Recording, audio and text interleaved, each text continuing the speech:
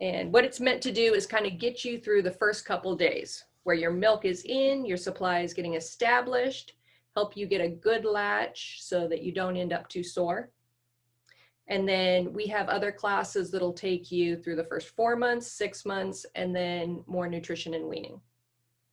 So I got started in this because I had a tremendously sore nipples and was about ready to quit nursing my son. And I felt like everybody said, oh, you should breastfeed, but nobody could tell me how to do it and not make it painful. And so that's why I got started doing this. And information is really the one thing that through all demographics helps someone be successful. Both of my grandmothers have completely inverted nipples, like a belly button inverted. One of them, her very first OB appointment, the doctor pointed at her and said, with nipples like that, you'll never feed anything. And she didn't. She took it as, okay. My other grandmother, my dad's mom, had a midwife in Kentucky, and she said, when you have nipples like that, this is how you do it. And she nursed all 6 of her kids for years. And really, there was very little difference between their breasts. The difference was in the information and the support. So that's why we're here. The first thing I want to talk about is what is a breast? Because up until this point, they've pretty much been hood ornaments. If you've never nursed a kid before, then, it's all learning. The baby is meant to have sucked on their hand in utero. So they're going to take their hand and stick it in their mouth. And what that does is that gets them used to sucking and swallowing without having to breathe. And so they suck on their hand, they swallow all the amniotic fluid they want, and that gives them some skills to practice. Now, once the baby's born and there's no amniotic fluid, you're going to be trying to latch that baby on, and they're going to remember sucking on their hands. So you're going to have to battle trying to keep their hands out of their mouth while you're trying to latch them on. Now, the first milk you get is colostrum. And that milk started in your second trimester, and your milk starts coming in the minute that placenta comes out. But it takes about 2 weeks to completely turn over into mature milk. So with that colostrum, the baby's going to latch on. They have a nice low volume, thick fluid that they can practice suck, swallow, and breathing, which is a new skill for them. Then generally by day 3, your milk comes in, and now baby has to learn how to suck, swallow, and breathe with a faster flow. So Mother Nature's smart, kind of teaches them in increments, both of you guys, so that you can practice your skills before it's swallow, quick, thin fluids. How to get a deep, comfortable latch is one of the things that all moms need and all moms struggle a little bit with, especially with your first baby. Now, the anatomy of your breast is my breast here. So you have within your breast, it's kind of, I think it looks like a tree. So way back up here, you have glands. They're oval in shape, kind of the size of a large almond to an oval walnut shape. And they go all around your breast. You have these clear up to almost your clavicle and clear along your side, almost to where your back would start. You'll notice a lot more of those once your milk starts coming in. Now, connected to those glands are ducts. They're kind of like the highways or the branches. And the ducts will come off each gland, and then they'll come down and join. And then they will continue to connect and join until it reaches your nipple. Most people have between 3 and 7 milk pores on your nipple where the milk will come out. And those are all connected to all the glands. The only exception is if you've had some kind of breast surgery or once in a while a piercing that got infected can block one or more of those pores, which will block a quadrant of your breast. So milk pores, nipple. Now, this one has a very everted nipple. This one sticks out quite a bit. You don't have to stick out like this to be able to nurse a baby. Your nipple is a mark that tells that baby to nurse here. A lot of moms, especially at the end of pregnancy or right after you give birth, your nipples are kind of flat because everything's kind of swollen. That'll change after your fluid balance kind of returns. If you have, like my grandmother's, an innie to where it looks like a belly button, then still totally able to nurse, but you're not going to want to have anything else in that baby's mouth, pacifiers and bottles, until the baby learns better how to nurse. Because learning an everted bottle and an inverted breast nipple, it's kind of like taking French and German at the same time. You don't really come out functionally with either one. Now, the baby, the other half of the equation. So everybody knows what a baby's nose is: cheeks and chin. Inside the baby's mouth, just like yours, there's a hard palate right behind and then a soft palate further back. Your nipple, when you're latching that baby on, has to go over their tongue, across the hard palate to the soft palate. So getting enough tissue in takes some practice, and there's a couple positioning things you can do to help. But in order to not feel pinched, your nipple has to be all the way back on their soft palate. Okay. The lips form a seal on your breast, and you can tell, like, if a baby doesn't have a good seal, they'll lose milk out the corners, or you'll hear them making a lot of slurping noises, and that can be can lead to a lot more gas. Now, in order to get the baby latched on nice and deep, you need a nice firm platform. Now, you can get like a breastfeeding pillow. Like this one's called My Breast Friend, and I like it because it's very firm. You don't want one that's really kind of puffy, because then you're going to set the baby on it and the baby's going to sink, or then you're going to have to lean in, and that'll give you a backache.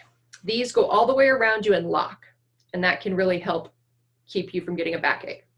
The first thing you're going to do when you go to latch on a baby is you're going to get that baby up to like breast height. Okay? And then I'm going to have you lift up the breast you're not using. I'm going to angle this down a little bit. Okay. So I'm going to have you get the baby to breast height and then lift up the breast you're not using and put it on top of the baby. And what that does is it puts the baby's chin deeper than their nose. And that's the start of getting the baby deep enough, getting them over their tongue instead of hitting the tongue and getting pinched. So under other breast, up to breast height, I'm going to have you hold the baby by the base of the skull and the shoulders. If you put your hand on the back of the head, it tends to put their chin on their chest. Put your chin down towards your chest and open your mouth, and you can feel how tiny your mouth is. If you tip your chin up towards the ceiling and open your mouth, you can feel how much bigger your mouth is, how much more room you'd have to get plenty of nipple and areola in there without getting pinched. So holding the base of the shoulders, holding there, right there, and then you're going to hold your breast in the same orientation as the baby's mouth, which means if you're doing a cross cradle hold like this, you're going to be holding your breast like a U, not like a C. Because if you're holding it like this, like a U, it's going to be compressed in a way that will fit in the baby's mouth easily, like you're feeding the baby a breast sandwich. So holding them like this and compressing your breast. And then I want you to put your nipple on the baby's upper lip. And that'll help them root up and get a big wide open mouth. And then you're going to pull the baby to you, the whole baby. Don't just bend your wrist, because that will, again, put their chin on their chest. And then your nipple will get pinched between their tongue and their hard palate. So pull the whole baby to you. This is a cross cradle hold. It can be the easiest one to really have a lot of control. You'll see the position like this where the baby's just resting on the mom's arm, but that doesn't give you much control. Now, right after the baby is born, a lot of moms will be reclined and they'll lay the baby on them and let the baby find the nipple. And that can be really helpful. And most babies do a really good job, especially if you had an unmedicated birth. An overly fast or overly long labor can make it harder for the baby to do that. But it's always nice to try and to let the baby try to figure it out and try. But if the baby's having too much trouble, then a cross cradle hold where you have more control can help. If you're very sore or your abdomen's sore, you can have the baby in a football hold. Football hold, the baby's legs are up the back of the chair behind you. You're holding them by the base of the shoulders, by the base of their skull and their shoulders. And this time your breast is going to be this. You're going to hold your hand this way so that you're aiming it at the baby's mouth.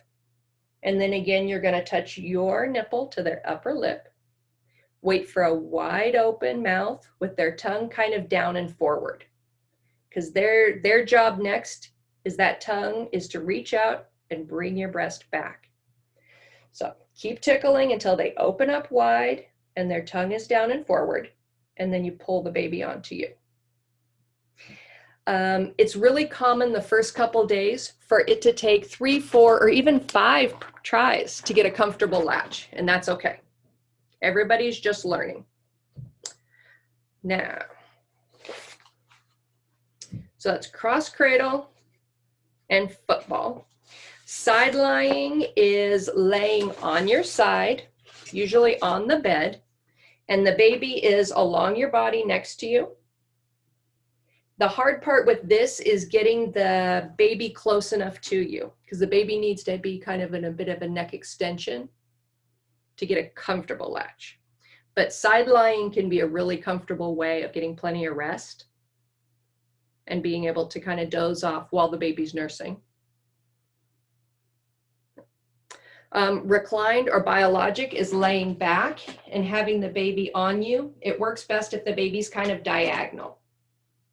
If the baby is straight up and down, it makes it harder for them to latch. But if they're kind of with their body in your cleavage and one hand under your breast and one hand above, then they're pretty good at finding their own way, especially right after birth, because your amniotic fluid and your colostrum taste the same. So if their hands are on either side of the nipple, they'll kind of bob and find it. It's always kind of nice to try. And if it doesn't work, then you can use the cross cradle or something where you have more control. So now, is there anybody here that has had a baby already? Okay. So that first day after birth, it's kind of every time that you either hand express or the baby latches, you're setting yourself up for a good supply for the next year. And if you can kind of hold on and nurse that baby as often as possible those first 3 days, you're setting up receptor sites to have a great supply for a year or more. So it can be kind of hard. And that first day, you're tired, baby's tired. Latching that first hour is that nice little time where they're kind of wide awake before everybody kind of crashes. So if you can get to that baby in that first hour, it'll really help. Let that baby imprint on you. Colostrum is nature's laxative. It will help move all of that meconium out of that baby so that they can digest in your milk, when it's there. I always tell people put a little bit of coconut oil on the baby, whether it's on the vulva or the scrotum, because meconium is really hard to get off. And once generally that first day, all of the stools will be meconium stools. They'll be kind of dark brown to black, and they're really, really sticky and tacky. The first 24 hours after birth, we want at least 1 wet and poopy diaper. That lets you know that the baby is getting enough of the colostrum and it's moving all of that meconium out so that the baby can digest all of that good milk. The difference between colostrum and milk is lactose. Colostrum has all of the antibodies that baby needs. It's hydration, it's calories to help keep them through until your milk comes in. So it's everything the baby needs. I mean, if you think about it, we make a cup of amniotic fluid an hour. If we needed mature milk from the moment that baby was born, we could do it. But we don't, because we need to get rid of that meconium first. And it gives baby practice with a thicker, slower moving fluid. Now, in the baby the first couple days, their need to suck is way greater than their need to eat. They will act like they're starving, but it's not that they're hungry as much as they just have this need to suck. That's Mother Nature's way of making sure that they survive. The first 2 to 6 weeks, if anything startles the baby, they think they need to eat. If the dog barks, they think they might need to eat. And you'll plug them in, let them try, and they'll either switch to the non-nutritive suck, where their jaw is kind of quivering and they're doing little small sucks.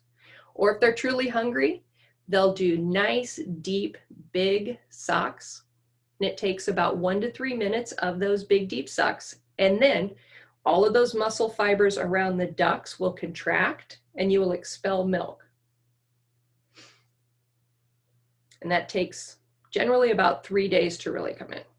So the first day though, their need to suck is way greater than their need to eat.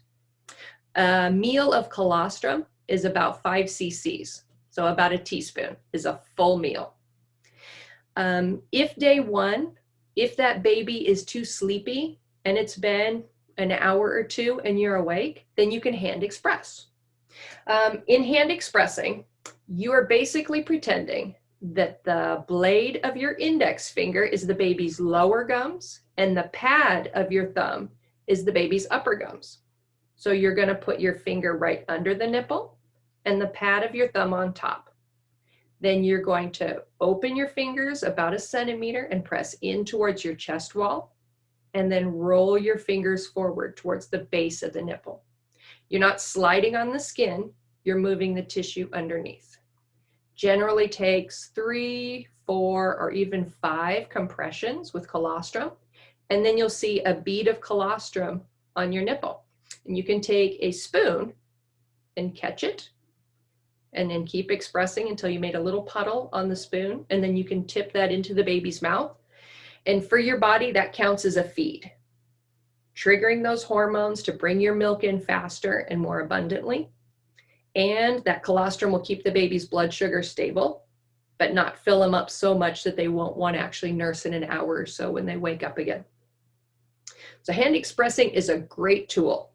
Where I first had my babies in Japan, everybody learned to hand express because we had typhoons and power outs and all kinds of stuff. And it's a great skill because you always have your hands, you can't forget them, they don't run out of batteries. So I think hand expressing is something everybody should at least practice. Because the milk will come out of your nipple in all different directions so that it doesn't hit the back of the baby's throat and choke them, it can be best to practice hand expressing in the shower, where it doesn't matter if it goes everywhere.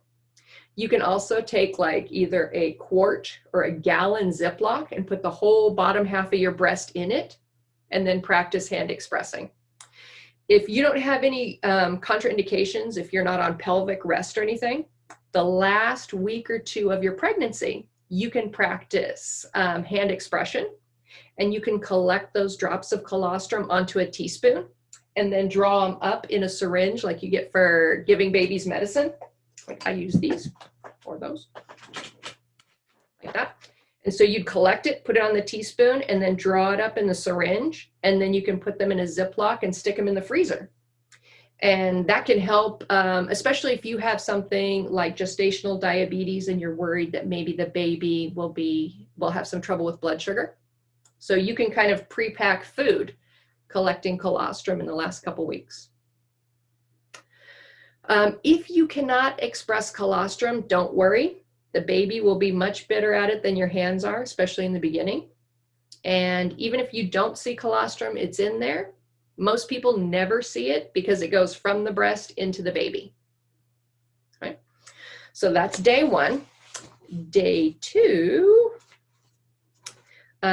your breasts are going to feel denser, kind of warmer, kind of heavier. You're going to notice more veining. All of the nutrients in your milk, most of those nutrients come from your blood supply. So all of your capillaries bring that to your breast. And you'll notice like towards the end of your pregnancy, you'll see more bluer veins and bigger veins, especially the paler you are, the more you'll notice them. And that can really help. Now, day 2, when the baby's latching on, you should see more noticeable swallows. A swallow in a baby, their mouth is open. So the baby will be sucking, and then when it swallows, its jaw's open and there's a pause. And you may hear kind of a huck. sound. And you'll notice right along their jaw, you'll see the deeper pauses there. And you should see more of those by day 2, especially by the end of day 2. Your nipples might feel a little bit tender or chapped. If it's more painful than that, then it's time to ask for help. Don't wait until your nipples are damaged and you're in pain to call for help. My number's on a lot of things. It's on one of the handouts. If not, most of you guys texted me, so you have my phone number. Text me. That way we can do virtual or in person and really rule out any bigger problems like lip tie or tongue tie that need to be addressed before the baby can nurse properly. So don't wait until you're in too much pain. Okay. So the baby, a lot of times in day 2, babies are very sleepy. The moms, those of us that have already had kids, we know that first day, our breasts are starting to feel a little bit fuller and the baby wants to sleep. So you may do more hand expressing on day 2 and then tipping that spoon into the baby's mouth. But you should notice more swallows. Day 2, you should have 2 wet and poopy diapers. More likely, you're going to have 2 wet ones and maybe 3, 4, or 5 meconium ones. By day 3, most moms' milks are starting to come in. Your breasts are going to be even fuller, even denser. Then you may even have some firm spots. That'll be those glands really starting to kick into drive. And those firmer, denser spots, if you put your hand, like if the lump is right here, if you put your hand behind it when you're nursing the baby, you can gently rub or put pressure on it, right behind it, and press it and it help empty it when the baby's nursing. So day 3, milk starting to come in. You shouldn't feel too engorged. If you get a big nap and the baby takes a big nap and you wake up and your breasts are kind of like this one where it's kind of firm, if you cannot compress your areola to get a deep latch, neither can the baby. So that's where the hand expression can help make that areola soft enough that the baby can nurse. There's also something called reverse pressure softening, which is very, very helpful when your milk comes in. What it does is it pushes the fluid out of your areola and up into your breast so that the baby can get a deep, good latch. And the way you're going to do this is you're going to put your fingers right above the nipple and right below it so that you're literally got your nipple kind of sandwiched between. And then you press straight in towards the chest wall and you hold it like that for about 3 minutes. At the end of 3 minutes, put them left and right. Press in towards the chest wall and hold for 3 minutes. At the end of that, you're going to take your fingers like a rosebud so that the pads of your fingers are gently touching your nipple. Press in on the areola and hold for 3 minutes. A lot of times that will actually start a letdown. So you may have to have something to catch the milk. That will soften your areola so that the baby can get a good deep latch. When your milk starts to come in, you're going to switch from doing, left side, right side, whichever way, just enough to keep that baby active throughout the feeds, to wanting to drain one breast pretty thoroughly before you offer the other one. It's kind of like dinner and dessert, and the next time, dinner and dessert. Each breast has a full gradient from 18 calorie fore milk that's high in sugar, thirst quenching, energizing milk, to mid milk that has more like 22 to 24 calories per ounce, to the hind milk at the end, or if they're cluster feeding, they can have up to 36 calories an ounce. So that's a huge difference. And each breast has a full gradient. Moms that have a huge supply don't necessarily have just hind milk. They still have the full gradient, because sometimes a baby's just a little thirsty. Sometimes they want a whole Thanksgiving dinner. And when the baby is suckling and those ducts contract and the milk lets down, it lets down in both breasts, so that from one you can go to the other one, it's primed and ready for the baby. And then when the second one lets down, so does that first one again. So if that baby is cluster feeding or having a growth spurt, you can thoroughly drain one, thoroughly drain the other, and go back to that first breast for a smaller amount of very fatty milk. And that's pretty normal when it comes to like growth spurts or cluster feeding. There's an app called Wonder Weeks, and it's for your phone. It's either kind of phone, and it'll tell you like before the baby's going to have a growth spurt. Because if you're like me, you can deal with almost anything as long as you know it's not going to go on forever and why it's happening. So knowing that it's just a growth spurt, you haven't lost your milk supply because the baby's still peeing and pooping, can help you just understand the baby just has an increased need and it will pass. It's going to last 24 to 72 hours on average. So that Wonder Weeks app can kind of help because it'll tell you right before it happens, or if the baby's behavior's changed, you can look up on there and go, okay, they're having a developmental milestone, so they're feeling a little more contact needed. We also have a big group, the La Leche League of Central Kitsap is a closed group, and it's information and support for everybody that supports breastfeeding, which means it's all families. It's for moms that are breastfeeding, that have breastfed, that want to breastfeed. Everybody is welcome. There's 2 rules for that. You've got to be kind because you don't know everybody else's journey. And you can't take screenshots of people's addresses and stuff and post them outside the group. So that's a good source of support too. Nice non-judgmental place. And because it's a closed group, you can post pictures of, is this poop normal, or what is this, what has caused this sore nipple, without pictures ending up on someone else's feed. Okay. So day 3, hand expressing, reverse pressure softening can really help make your breast soft enough that the baby can get a good deep latch. The other thing that can really help is cold compacts. You can put cold packs on for 20 minutes every 2 hours, because a lot of your milk coming in isn't just your breast overfill with milk like a balloon.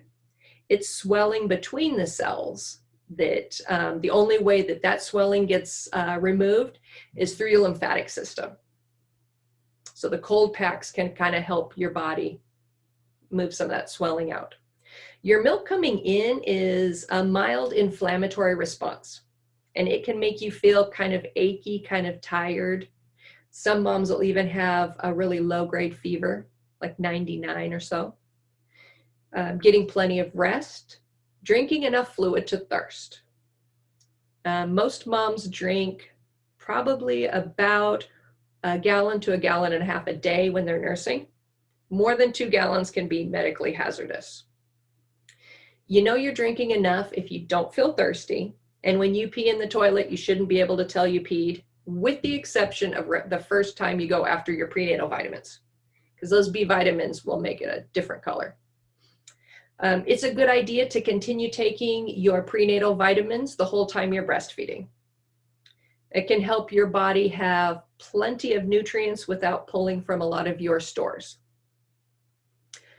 If you know you're anemic, then you can talk to your midwife or your doctor about staying on a good iron supplement.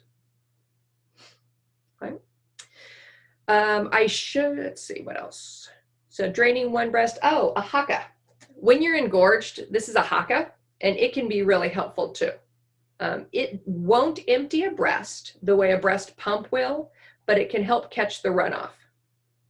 And to use one, you fold the upper part back, you compress it. I hold it this way so that you can see that your nipple is centered properly, and then you can smooth this part back.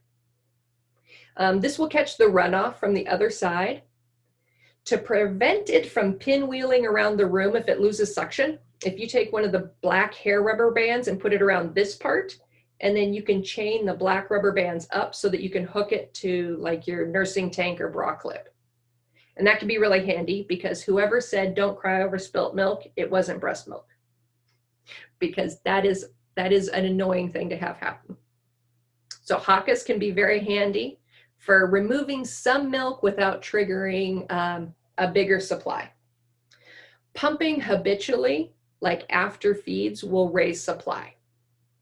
A lot of moms, especially if they're going back to work fairly soon, First thing in the morning after your milk is in, they will pump one side and then feed on the other, because the baby can go to the pumped side and the baby will get more milk than what you pumped, because pumps only have suction. Babies have compression and suction, and breasts work better on compression. Now, so that's the first couple days until your milk comes in. Once your milk comes in, then you'll be able to get in a more predictable rhythm. We want babies to nurse after your milk comes in at least 8 times every 24 hours, which means the closer you can get it to every 2 hours during the day, the longer you can sleep at night while the baby still gets their needs met. If the baby nurses about every 2 hours during the day, then they can do like a 4-hour block at night. And 4 hours might seem terrible, but it will feel a lot better. I think late pregnancy kind of preps you for having a new baby. Just warn me, my connection is unstable. Is everybody still hearing me okay? Yeah, okay, good. We have not the best CenturyLink right now can be, and everything is really getting a lot of use, but with everybody working from home. Okay, so some tools that can be really helpful. The My Breast Friend pillow can help because it's nice and firm. It goes all the way around you, and it has a clip, so it locks to you, and it has a back support. If you don't have that kind of pillow, you can just fold up a blanket and stick it in a pillowcase, and that can help because you want something firm. If your breastfeeding support is too poofy, then the baby's going to sink down, and then you're going to end up trying to lean forward or to hunch, and that can give you a backache. And if the baby sinks down too low, then the baby won't get a good latch. The baby's going to be pulling on you, and it'll make you sore faster. Nipple shields are really common, and they can be really helpful in the short term, but they don't fix problems. They can buy you time if it's a problem that will kind of fix itself, but you'll still end up having to do day 1 latching just later on in your nursing career. So once you get off the nipple shield, the baby's still going to struggle to find it. Nipple shields can help if you guys have a separation or something and the baby has to have bottles and the baby gets confused. Nipple confusion comes in 2 varieties. It can be that the baby doesn't remember how to open wide, lower, and extend their tongue. Or it can be that they don't like the flow of the breast. Because with the breast, that baby has to nurse for 1 to 3 minutes before they get much food. With a bottle, first suck, big mouthful. So that can kind of lead to some confusion. You can get over the sticking their tongue down and forward by using a nipple shield. And you want to make the baby root for the nipple shield too, touching it to the upper lip until they're going, and then letting them have the nipple shield. If it's a flow preference, we use syringes like these with long, like feeding tubes, and we can put those either through a nipple shield or just into the corner of the baby's mouth to give that baby a quick bolus of milk to keep them there long enough to trigger a letdown. Babies are very, very smart. They only need it to go right a couple times before they'll accept a new way. So you can always get a baby back to the breast as long as there's milk. So if you do have a forced separation, if you guys have to be apart for a while, then pumping so that you have a supply. I'm not as big a fan of pumping before your milk comes in because most of the colostrum is lost along the inside of the flange or in where the valve is. So you don't get as much usable food. So hand expression will bring your milk supply in and gives you instant food for the baby. So before your milk comes in, hand expression is more effective. If you end up having to use the breast pump for some stimulation, doing some hand expression first can help give you quick food for the baby and still pull your milk supply faster if the baby's not able to nurse directly. Pump flanges. So most people have seen a pump flange. You know they come in different sizes. Making sure you have the right size will help it be more comfortable and make sure that you get all the milk that you can. So like with my knitted breast here, you can see in this one, if you look down the end of it, this is too tight. The knitted nipple is touching 3 of the 4 sides. That would cause a friction blister. So this size 24 is too small. This one has nipples about the size between a penny and a nickel.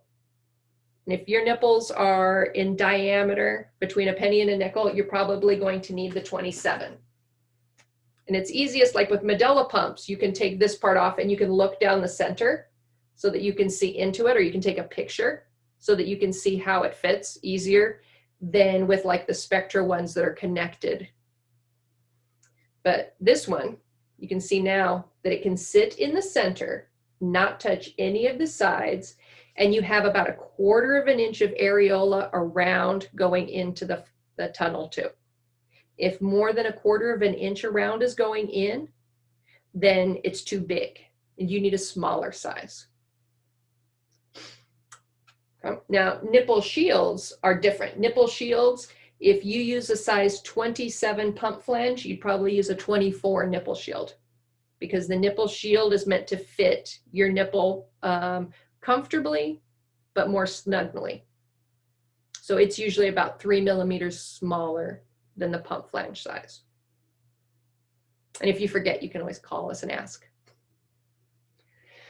So if you're pumping and things are going great, and then you turn on your pump and you have no suction, the first thing I have moms do is take the whole thing apart, take it all the way apart, check all of it, and put it back together again.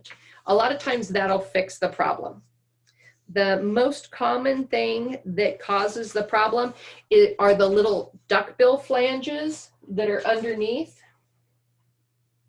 These that fit underneath, that go from the flange to the bottle. If you take a bottle brush to clean these, it'll tear them really quick. All you need really is warm soapy water and then rinse it.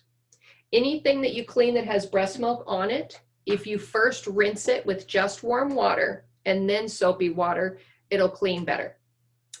The milk proteins will adhere to the plastic if you instantly put real hot water on them, kind of like an egg white will cook.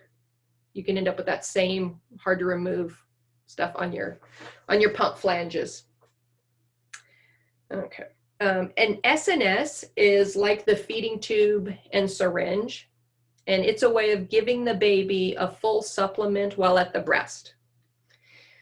If you need to supplement the baby, either using an SNS or a syringe at the breast will help reinforce the idea that they come to the breast hungry, they get food, and leave full. The downside to pumping and then supplementing like with a bottle is the baby doesn't get the work for food idea with the breast. So if possible, supplementing at the breast, especially if it's really short term, can be the most helpful. If your nipples are really chapped, you can use coconut oil, olive oil, or the commercial nipple creams. If you use lanolin, it's really sticky, so you're going to want to warm it up between your fingers first, because otherwise, if your skin is already kind of sore and then you're trying to smooth a really viscous cream on it, it can make you more sore. And none of them you don't have to wash off before you nurse, because that would just cause more pain. The comfort gels are sold in all the stores, and Medela makes them, Amita makes them, Gerber makes them, but they can put a nice wet dressing on there to keep a moist wound so it'll heal faster.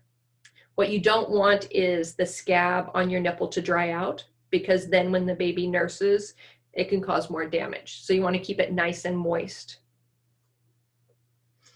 If you're really, really swollen, then eating lemon or watermelon or cucumber can help you shed that water weight faster.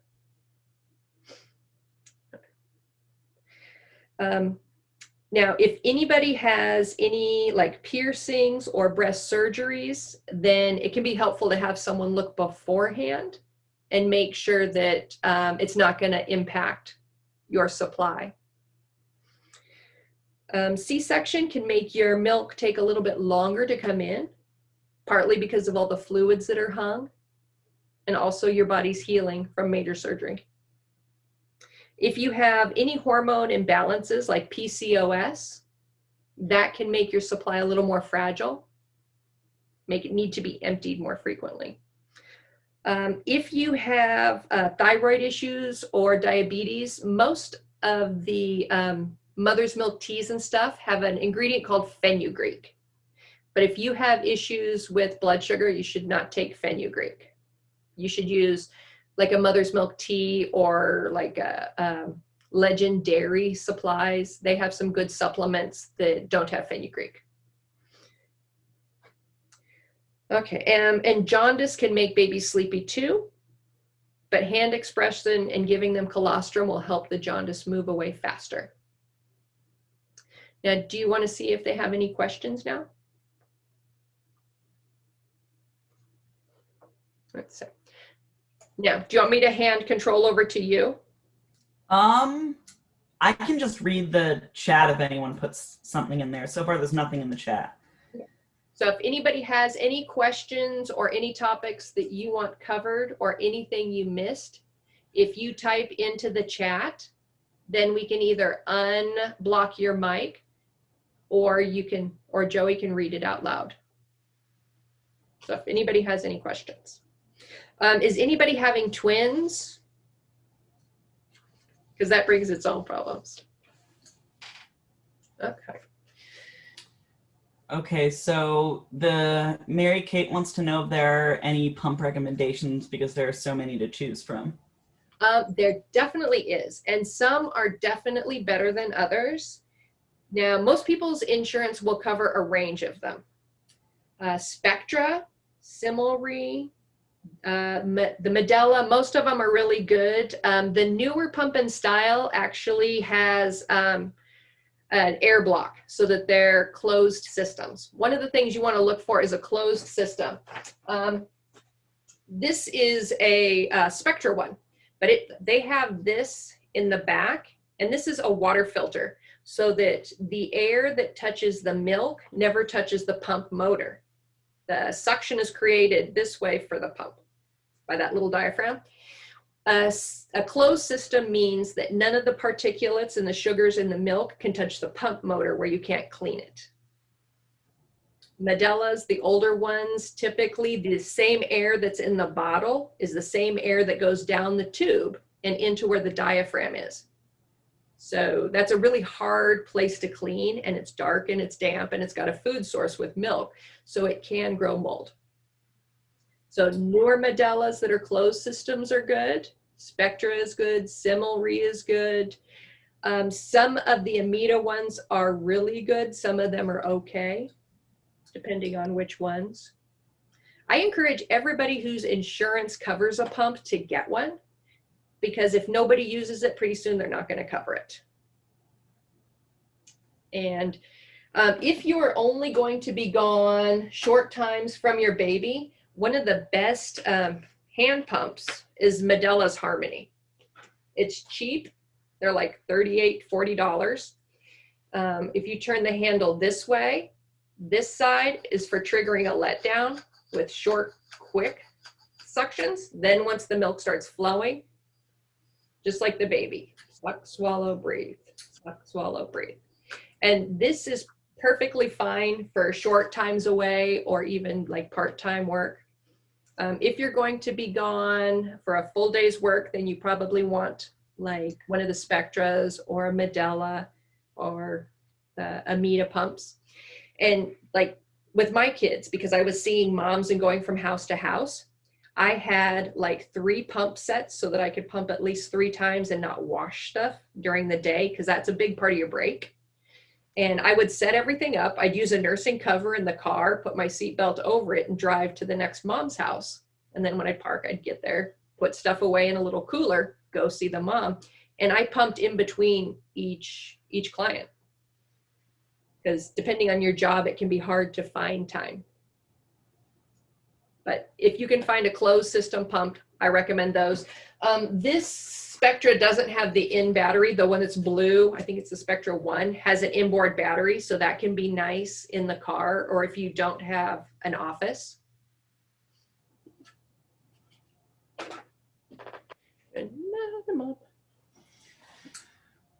Cecilia had 2 questions. She asked, how long do babies need to eat times a day? 2 times a day, like, okay. Does that continue through the whole nursing? Frequency does kind of stay the same. What shortens is the amount of time it takes the baby to nurse. A newborn baby where you're having to latch 3, 4, 5 times to get a good latch the first couple of days, that goes away pretty quick. It comes back for a little bit once your milk comes in and they're learning about faster flows.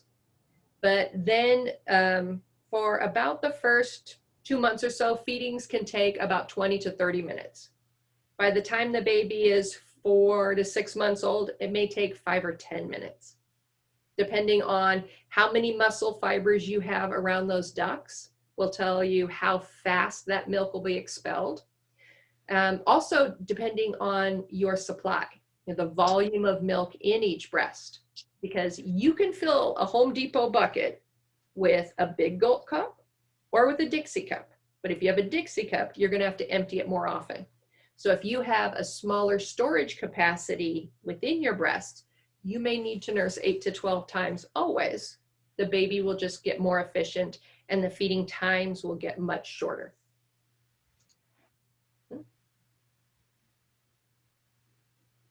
Cecilia also asked what your opinion is on, I think it's Unimom. She said she got the Opera pump and she realized it's a newer one.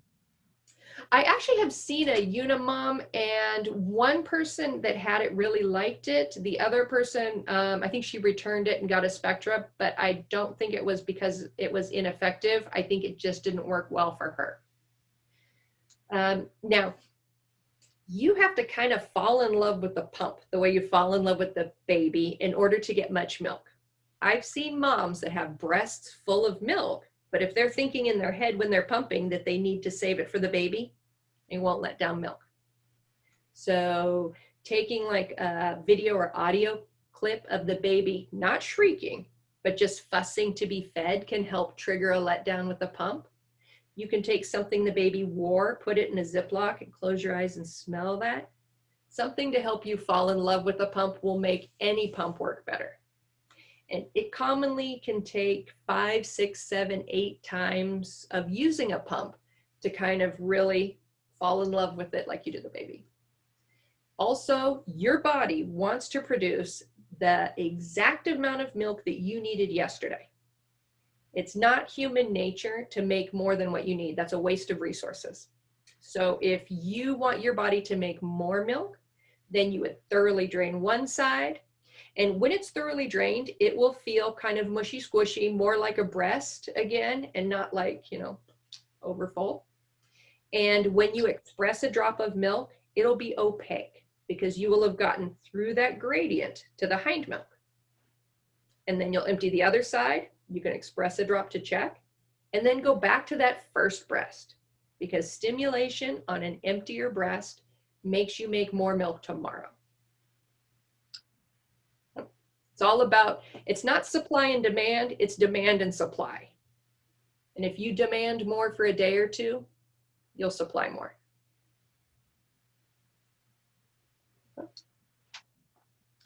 There are no other questions in the chat yet.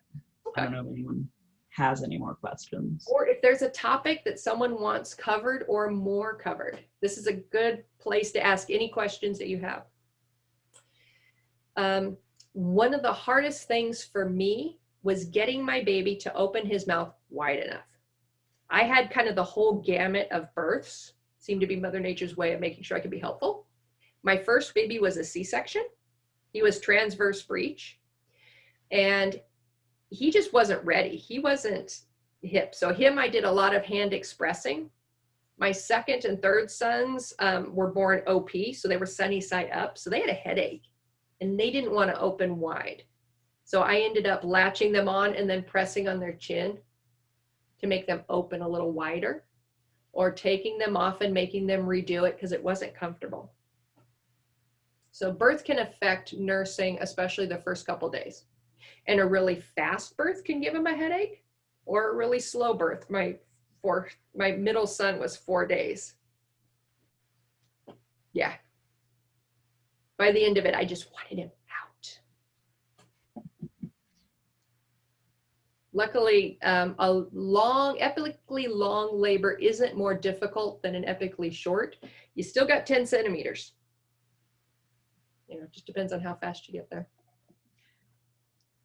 Okay, another question. You mentioned PCOS, which I have. Can that make your supply more fragile? Can you talk a little bit more about that? Yes. So PCOS, polycystic ovarian syndrome. You tend to make cysts on your ovaries. You tend to have more androgens, which are the more basic sex hormones, or even more testosterone than the average woman. So testosterone and estrogen are kind of the opposite of what you want when you're having milk supply. When you have a milk supply, you have very low androgens, and that's what allows your milk to be abundant. So if your testosterone level is really high, that can make it to where you need those 8 to 12 feedings always.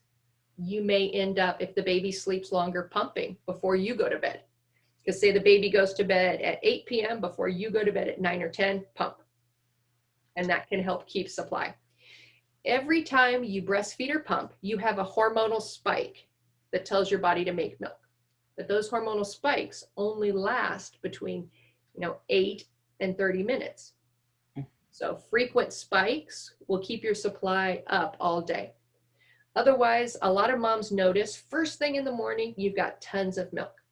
As the day progresses and you get more tired, especially right around dinner time, you feel like you have no milk. You do, but it's a lot less. So then you end up doing left, right, left and stuff. So if you can keep the higher increase in frequency, that can help keep supply up. A lot of people with PCOS actually have a little bit of problem with blood sugar. They tend to kind of hoard calories and have a bit of insulin resistance. So keeping a good control on your blood sugar can help your milk stay more stable. If you're on glucophage or metformin, then I would rather you stay on it while you're breastfeeding at least the first month or so until you get a good stable supply. Okay. I'll just let you know, Mary Kate, I have PCOS and I'm still nursing my 3-year-old and I never had supply issues. So it's a if, not a for sure. Yep. So the first time I met Joey, and she's like, I don't know what's going on. This baby's kind of fussy. I'm watching her son, and as soon as the milk let down, his eyes got wide, his nose flared. He was holding on for dear life because the milk was flying at him like a fire hose. Yeah. The only supply I ever had was so the only issue I ever had was an oversupply. So it can,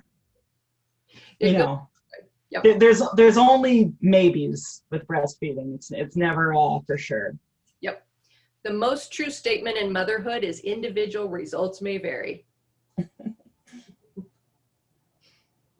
Okay, so Emma wanted to know if you recommend trying to use a pump before birth. She said it can help. She's heard it can help toughen up your nipples. I really only met a couple people that had nipples that toughened up, and every time it led to something called a bleb, which is a breast milk blister, a friction blister. Nipples don't toughen up and still remain pliable. That's an old wives' tale. Pumping before to collect colostrum, if you're not on pelvic rest, can be a good idea to give you easy food for the baby right away. Hand expressing is a great thing to get to know where your triggers are for your breast. Most women, it's along the lateral side, where if you compress, that baby gets more milk faster and it can help. Just getting familiar with your breast and what it's like during pregnancy as it's developing and what it's like when you're nursing is a great thing, but I don't want anybody to toughen up their nipples. It will not help. If they get tough and make a callus, then that's just going to block milk ducts. They told the same thing to me when I had my first kid 25 years ago, but luckily my mom nursed all of us and she's like, no. What happens is you get desensitized. Especially during pregnancy, your nipples are very sensitive. I mean, like, remember the first 12 weeks of pregnancy? I held my shirt away. I didn't even want my shirt touching me. So you get desensitized because, like I said, they were hood ornaments up until now, and now they're a food group. And that's a whole different set of expectations. So, no.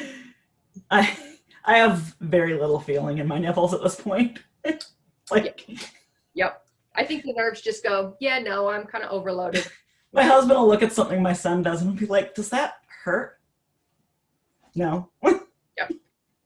And just like everything else is a spectrum, the amount of sensitivity that people have in their nipples varies greatly. Some people are very sensitive and some people not so much. Some of that comes with larger breasts generally have less sensitivity. And also any kind of piercing or any other kind of breast jewelry can make them less sensitive. We had one mom that had a barbell piercing through her areola, and that hole at the bottom leaked milk the whole time she was nursing. So she'd have to have like a maxi pad in the underside of her bra to catch the runoff.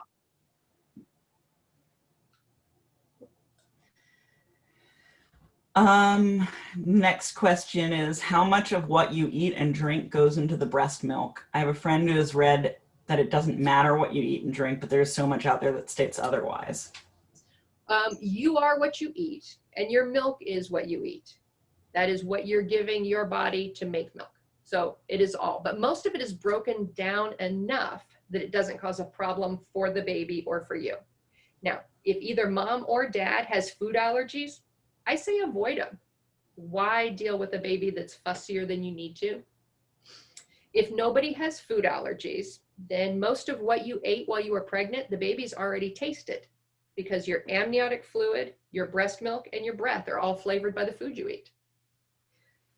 Coffee or any kind of caffeine takes over 24 hours to clear from a baby. So if you're drinking several cups every day, it can build up and make the baby fussy.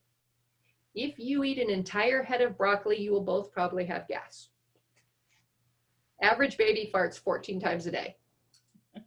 Mine farted way more than that. That's average. That means there was some above and some below, just like weight percentiles. I mean, yeah. if we put all of us up, we wouldn't all fit on the same chart. Yeah. I discovered early on that I couldn't eat hot Cheetos. Yep. Now, he didn't like that. My husband's family is allergic to everything. And 3 for 3, I couldn't eat milk. 2 of my kids, I couldn't eat wheat. And 1 of my kids, I couldn't eat preservatives or nitrates. And I figured that out by process of elimination. But then my other one, I could eat anything. It didn't matter. But I blame that on my husband's family because they're the ones allergic to everything, not me. No other questions yet. Does anyone else have any other questions? Or any other topics that you want covered too? Because this is for you guys. Any questions you have, you can always ask. And if there's anything you feel you don't want to ask here, you can always text me. I started nursing school at 17. And so I don't know a TMI. I was in the medical field for as long as I can remember, just about. I'm the oldest of 9 kids. So there's nothing you can say that's going to throw me. No. Good positioning is the most important thing. And if the biggest takeaway from this is how to get a good latch, remembering the good positioning will help. Getting that baby so that they're, belly to belly, nipple to nose, under the other breast, holding the back of their head all the way down by their shoulders and under their ears. I put my pinky under one ear, my thumb under the other, and then just loosely have my fingers around here. Holding your breast exactly like you're trying to feed it to the baby. So if the baby's laying this way, you're holding your breast like this. The baby's in a football hold, you're holding it like a C. tip the nipple up so that the underside of the nipple hits their tongue, hits their top lip, so that they kind of go, ma. You're going for that baby bird look, because what your aim is to get your nipple over their tongue. Because if you take your finger and put it in your mouth and touch your tongue, and then tip your head up, you can feel how your tongue, when you tip your head up, your tongue goes down.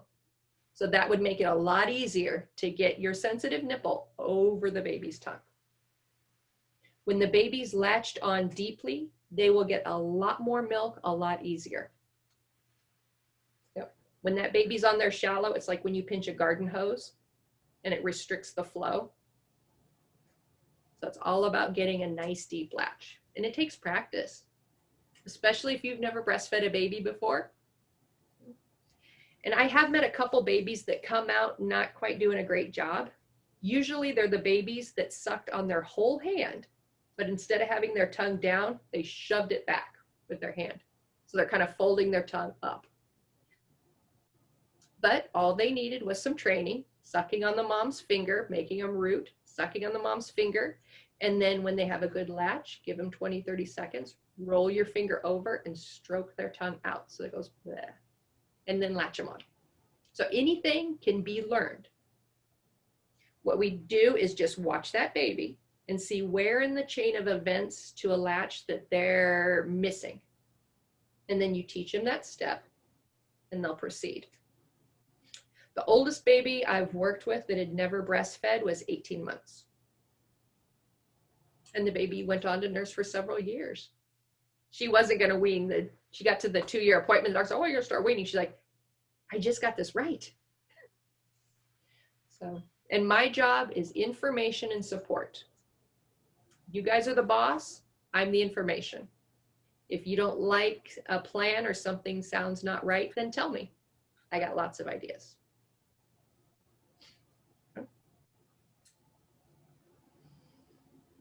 There's no other questions in the chat. Okay. Does anybody have anything they wanted to ask outright? We can unmute someone too. I'm not a typist. I'm dyslexic. You wouldn't want to. Yeah, you can type it in and we can unmute you, or for those of you that have cameras on, you could raise your hand. Yes. I do better when I can see it. I tried a bunch of times to make this video just plain on YouTube. Nope. I need to see somebody in order to do it. But if there aren't any other questions, is there anything, Joey, that you'd want to add? Anything? Just Rinklings. Yeah. That's what I just that the thing that I went into breastfeeding expecting it to be hard, because I've heard so many horror stories. Just minimize your expectations. Yep. It could be hard, it could be easy, it could be somewhere in between, and you won't know until you start breastfeeding. So don't worry too much about that part. And the best thing about it is labor happens, the baby comes out, and then you're done. With breastfeeding, you have all the time to get it right. It's a marathon, not a sprint. Birth is a sprint. So you have plenty of time to make it what you want it to be. And that's where we come in, is to help you meet your feeding goals, whether that is to provide colostrum and not milk, to provide milk for 6 months or 6 weeks until you go back to work. Whatever is your plan, our job is to help make it happen. Okay.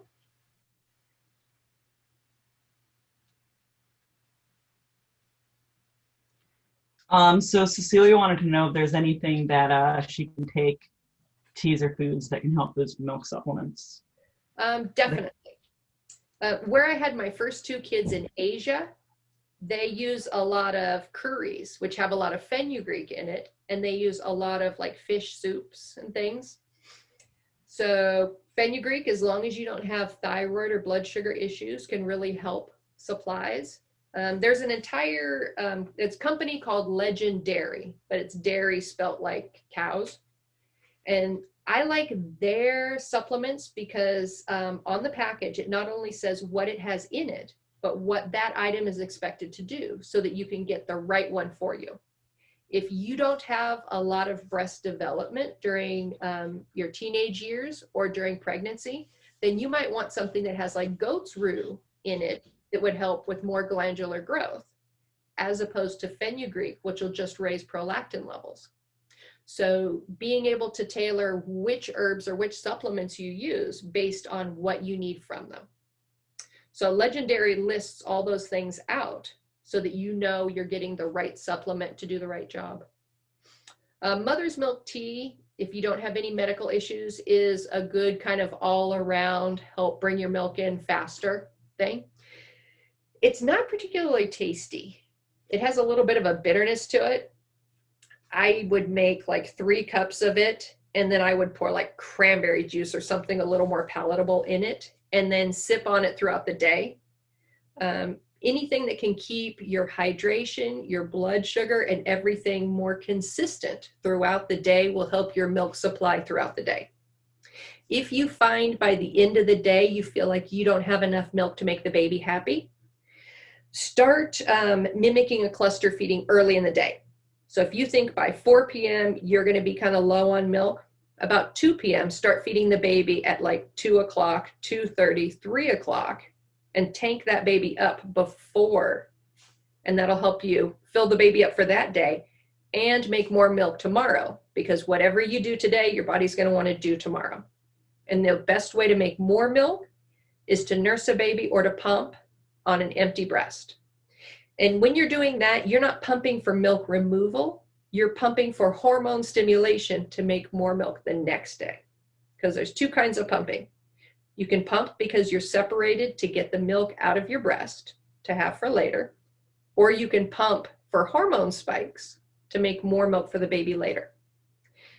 And if you're pumping for hormone spikes and you're not really getting a volume of milk, you can take the flanges, take the tubes apart, put them in a big Ziploc, and put them in the fridge between pumpings instead of washing something that doesn't have a lot of milk in it. Because all of that washing between feeds can take a lot of time. That's why I had 3 complete pump sets in my car with me in a big Ziploc, and then I just had a dirty bag that I would put all the used ones in, and then at the end of the day, I'd wash them all. Because otherwise, if you have a 20-minute break and you want to pump for 12 to 15, maybe even 20 minutes, you're not going to have time to wash them. Or if you do wash them, you won't have time to feed yourself.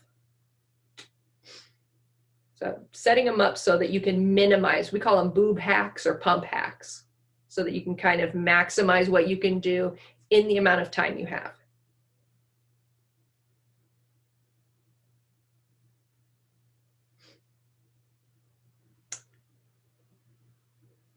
I saw that. Do I do home visits? Yes, I do. During the pandemic, a lot of times first thing I'll do is either Zoom, FaceTime, Google Duo, WhatsApp, some kind of thing, so that I not only know what to bring, but also so that I know if it's something that I need to do in person. Some things just can't be done over teleconference. And if I do go do a home visit, what I do, I have sanitizer in my car, I have masks, and I have gloves. I have a different set of scrubs in my car for each person I'm going to see. And I go out in a clean set of scrubs. I see that person. And then when I go, I have a big SUV, put up the window shades, and I change scrubs and sanitize between people so that I don't carry something. Because the only thing worse than not getting help is getting help that hurts you. Yep. So I do home visits. I think all of you guys have my phone number. If not, you can literally Google my name. My kids figured this out. And my phone number comes up. And if anybody has any kind of medical problem or something that they think might be a breastfeeding problem, call me before you deliver so that we can check and see if it is a problem and make a plan to fix it.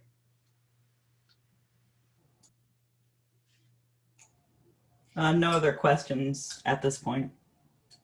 We're doing really, really good for time. We still have about 8 minutes from what we thought, just in case anybody has any questions. Or if anybody that did breastfeed before but had issues. Because the other people can learn not just from me and from Joey, but they can also learn from something you went through too.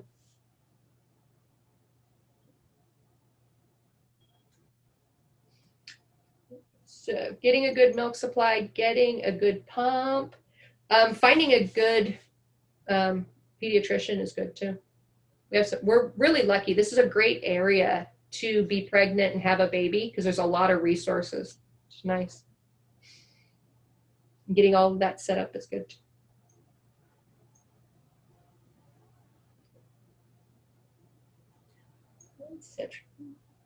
Oh, okay, Sabrina.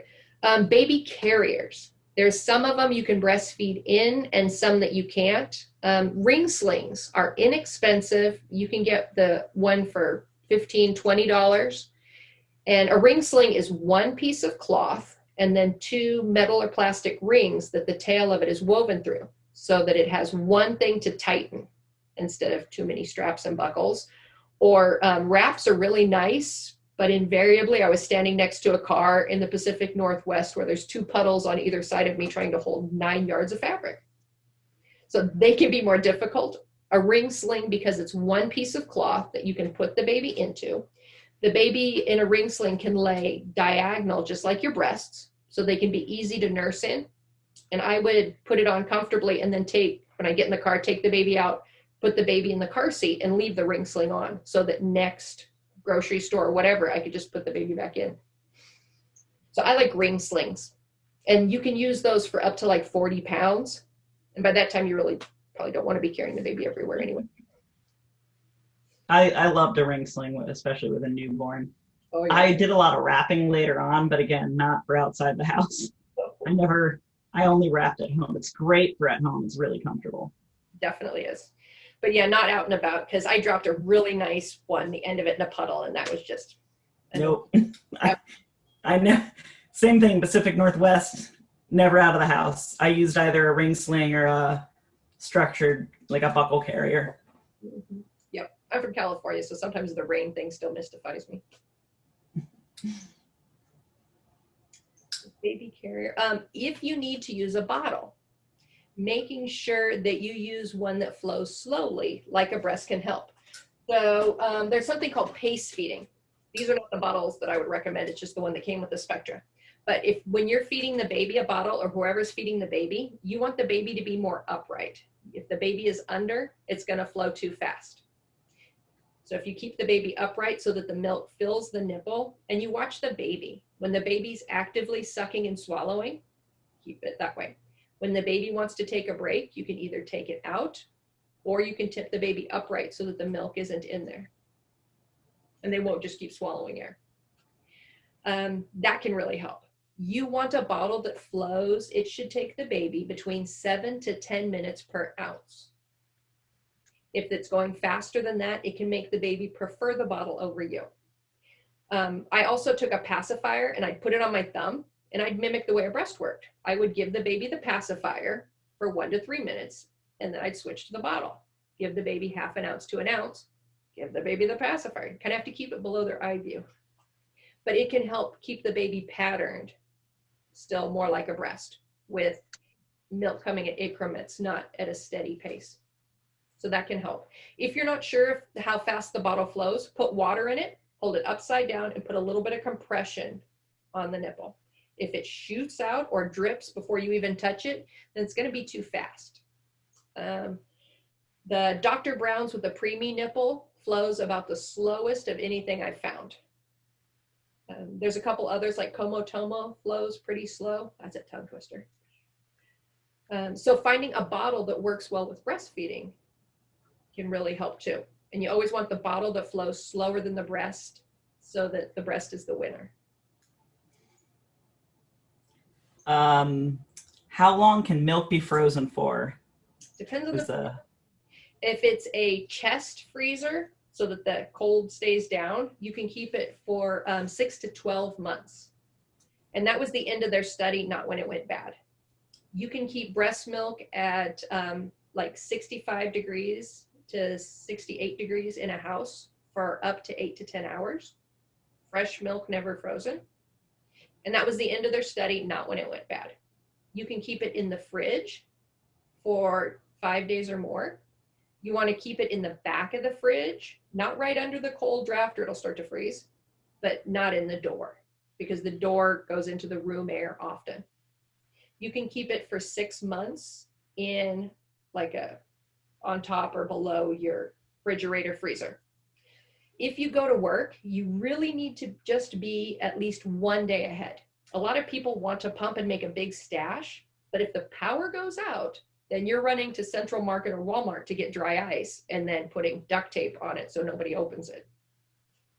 So having a small stash, but being a day or two ahead. A lot of moms will take the milk that they pump while they're at work. When they go to daycare to pick up the baby, they've marked and left that milk there. And you know how much you pumped. If your baby takes 3 bottles and you pump 2, you're going to have to bring 1 extra one with you for the next day. But whenever possible, you want to feed that baby the newest milk, unless something in your stash is about to go out of date. The milk that is closest to that day is going to be the closest in antibodies for what the baby needs. The baby's saliva backwashes a little bit into your nipple, and that's what tells your body what antibodies to make that day. So that's why using the one closest can help.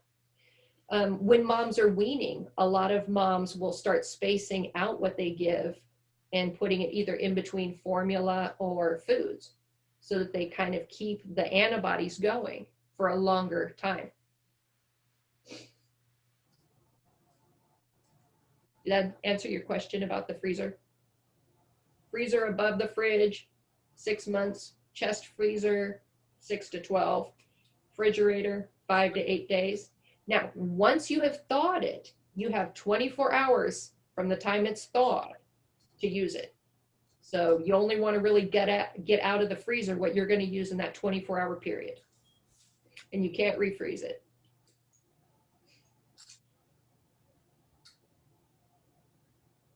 There are no other questions in the chat. Okay. Good. But that was a good one. I like that. Nurturing Expressions has the nice little magnets that have all of those numbers on it that you can just put on your fridge if you would find that helpful. Mm-hmm. I found that helpful. La Leche League has one, Nurturing Expressions has one, Medela has one, but they all vary a little bit because they do. The study was different. It's not because the product was vastly different or that the milk went bad at the end of it. That was the end of their study. One of our group moms worked for a company called Amgen, where they do cold storage, and she kept some of her breast milk in liquid nitrogen and then would periodically thaw it to check it. It's really kind of interesting. That's really cool. It is. I like it. Mm-hmm. Yep. And another thing, I have a mom now who is going to be nursing just from one side because one side she'd had breast surgery. So you can breastfeed a baby completely with one breast, just like moms with twins. And if you have twins, and your body will make different milk for the different twins based on their needs, based on what their saliva tells your body. Yep. Our twin mom noticed when she was pumping, when one of her kids was sick, one side, the milk looked more gold, like almost like colostrum again. And it was the higher antibodies. So she made sure the next day she switched which kid was on which breast so that she could kind of give the antibody protection, because the other twin is going to have contacted it because, twins. So yeah, you can use that to do just about anything. And if for some reason the baby and you are separated, you can take a Q-tip and swab the baby's saliva and paint your nipple to kind of help get you some of those antibodies. There's nothing else in the chat. Okay. If nobody has any other questions, and everybody's satisfied, then we can go ahead and close the meeting. If anybody has any questions at a later time, you can always call me, text me, email me. And if you couldn't get any of the handouts, let me know. I got a PDF converter so that I can convert them because I use Mac and I forgot the whole world doesn't. Although I'm the only one in my family to use Mac. But you can blame my husband. He bought me the first iPad. So, and once you have one, that's, everything's connected. And congratulations to everybody. I look forward to all the cute baby pictures. There is no too much but cute baby pictures for me.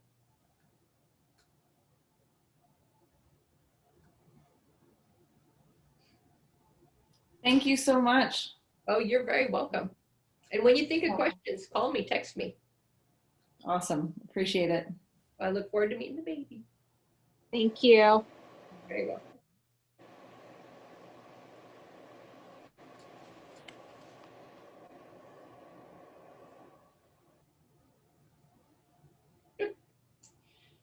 Awesome. I think that went great. Good. I'm glad. I'm going to go over and see if I want to post some of it